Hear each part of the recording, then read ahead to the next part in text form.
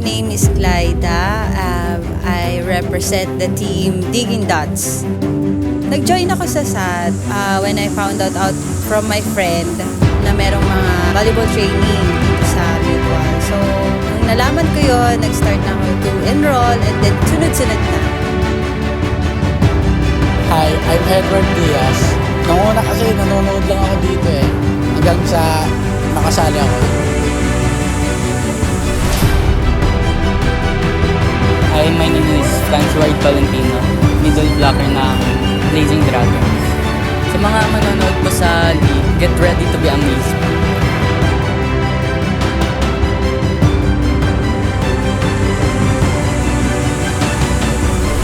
Hello sa lahat ng nanonood. My name is Coach Dre, founder and owner of Sat Volleyball. Kaya kami merong league para yung mga nanonood makaramdam ng excitement, ng lungkot, ng galit, and at the same time ng saya sa pagkapanalo. Ako po si Alfred Montero, outside hitter ng volleyball.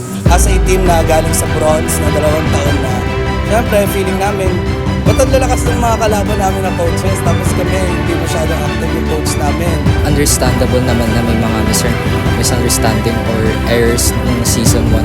At the end of the day, kung ano yung alam naming best, ayun na lang yung ginagawa namin. Kasi sa dulo naman, kami din magkakalaro, hindi lang sa liga, kundi pati sa labas.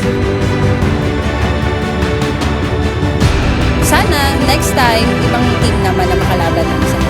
Sa ibang team, especially sa Nexus and Digging Dots, yakapin nyo na yung tropeyo nyo. Kasi hindi natin alam kung kanino mapupunta yan. Sa mga bashers namin, manood lang kayo. Siguradong ipapanalo ulit namin tong season 2. Sana mag-enjoy din sila sa panonoodin nilang mga puksaan sa loob ng court. Abangan nyo yung pangalawang kampiyon na makakabit namin ngayong season. Good luck!